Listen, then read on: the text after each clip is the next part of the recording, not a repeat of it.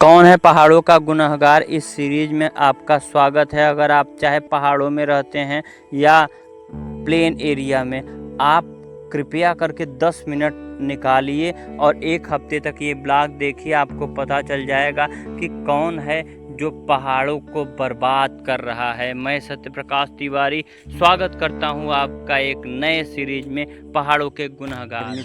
जितने भी मानव ने उपक्रम बनाए हुए हैं, चाहे रिजॉर्ट हो, होम स्टे हो, उसमें अलग अलग प्रकार से और भी बहुत सारी चीज़ हैं। ख़ास तौर पर से जिस प्रकार से पहाड़ों में अब होम स्टे का चलन बढ़ रहा है और होम स्टे ऐसे स्थान पर रहता है जहां से और खूबसूरत व्यू आए, तो न चाहते हुए भी उन स्थानों पर अगर होम स्टे बन रहे हैं जहां पर उन्हें नहीं बनना चाहिए, तो एक बार यह चिंता का विषय है। इसके अलावा पेड़ों की अंधाधुंध कटाई हो रही है, और चाहे सड़क चौड़ीकरण हो, पुलों का जाल हो, रेल को एकदम पहाड़ तक ले जाना हो, पहाड़ों को पहाड़ ही रहने दीजिए। उसे अगर जरा सा भी छेड़ेंगे तो उसकी संरचना में परिवर्तन आएगा। और आपको बता दें कि ये जो माउंट हमारा हिमालय जो है, वह सबसे नया माउंट पहाड़ है। अब कहेंगे क्यों? क्योंकि आप जानते हैं टेक्टोनिक प्लेट जब शिफ्ट हुई थी तो एशिया से यह जुड़ा था। उसी जुड़ाव के कारण हम कह सकते हैं कि हिमालय पर्वत और पूरे उसके आसपास संरचना हुई थी। इसमें एक चीज़ और है कि विंध्य पर्वत या अरावली की पहाड़ियों की अगर हम बात करें, इन पर्वत श्रृंखलाओं की, तो ये बहुत पुराने हैं, मगर इनकी भी देखिए कितना दोहन किया गया है। मगर ये बहुत पुराने पर्वत हैं और अभी नया है, यंग है हिमालय, तो अभी उसकी लंबाई और बढ़ेगी दिन पर दिन सेंटीमीटर के हिसाब से। जैसे जैसे अभी भी प्लेट आपस में टकरा रही है, वो बहुत इतना मामूली होता है, तो उससे भी समस्याएं आने वाले दिनों में बहुत विकराल हो सकती है। कोई जियोलॉजिस्ट अगर हो तो वो शोध करके इस पर पूरा एक पत्र दे। जोशीमठ की घटना जिसमें टनल या पानी वाला कुछ था, वहाँ पर बनाया गया था टनल, जिससे कि बिजली का उत्पादन होता था, जिससे पूरा जोशीमठ धंसता चला गया। टिहरी, आज नई टिहरी को हम जानते हैं, जबकि पुरानी टिहरी विलुप्त हो चुकी है। धराली गांव अब अपने अस्तित्व के संकट के लिए जूझ रहा है। केदारनाथ अगर आपदा की बात करें तो उसके बाद से यह सबसे बड़ा हृदय विदारक और कठिन क्षण है, जिसमें आपको बहुत सारे और पेड़ों की कटाई के लिए तो लाख लाख पेड़ कैसे काटे जाते हैं वो आपको इस स्लाइड में दिखा देंगे। अगर आपको इंटरेस्ट हो पहाड़ों को लेकर, वहाँ की सीनरी को लेकर, वहाँ के जनजीवन, खान पान इत्यादि को लेकर, वहाँ के रहने वाले लोग, उनका नेचर एकदम यूनिक होता है, एक टोटली डिफरेंट। मगर सबसे बड़ी विडंबना यही आ जाती है कि पहाड़ों के साथ लगातार छेड़छाड़ हो रहा है, और पहाड़ों के साथ में 1% भी छेड़छाड़ नहीं होना चाहिए। पेड़ कट रहे हैं, उससे समस्या, प्लस मैंने बता दिया हिमालय जो है उसका अलग अलग, ट्रांस हिमालय अलग अलग बेल्ट है, उस पर अलग अलग प्रभाव पड़ेगा, क्योंकि यह सबसे नवीन हिमालयों में से या सबसे युवा पर्वत श्रृंखला में से एक है। तो ये अब हर साल या धीरे धीरे इसकी लंबाई और भी बहुत सारे परिवर्तन होंगे हिमालय में। तो इसके लिए एक सख्त नियम बनाना अति आवश्यक है। इसके अलावा पंजाब हरियाणा में आज देखिए एक इतना बरसात हुई कि पूरा एक स्थान पर जो फैक्ट्री थी, वो फैक्ट्री में हजारों की संख्या में कारें तैर रही थी। इंसानों को निकाला गया, रेस्क्यू किया गया।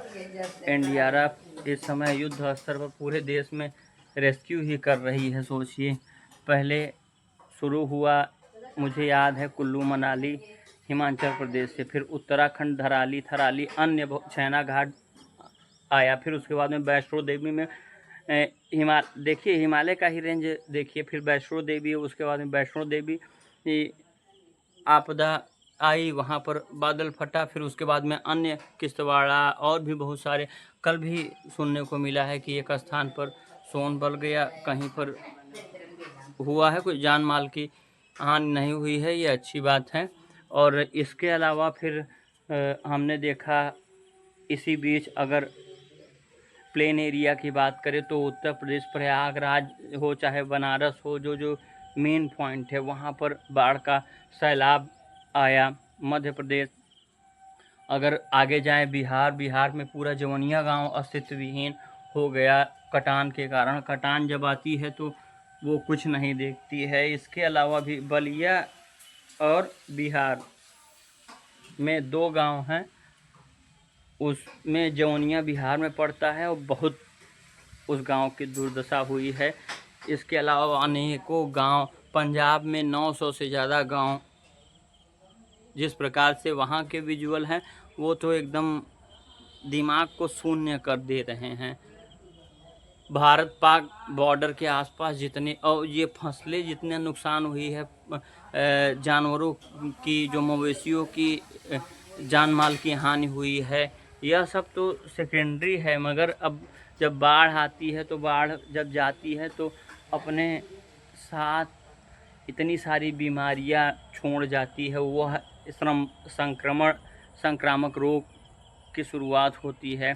और इस बात तो जिस प्रकार से बरसात हो रही है, हर जगह देख लीजिए पानी ही पानी हर जगह है, और मालगाड़ी जाती हुई, और देख सकते हैं इस समय इतनी धूप होती थी कि हालत ख़राब हो जाता था।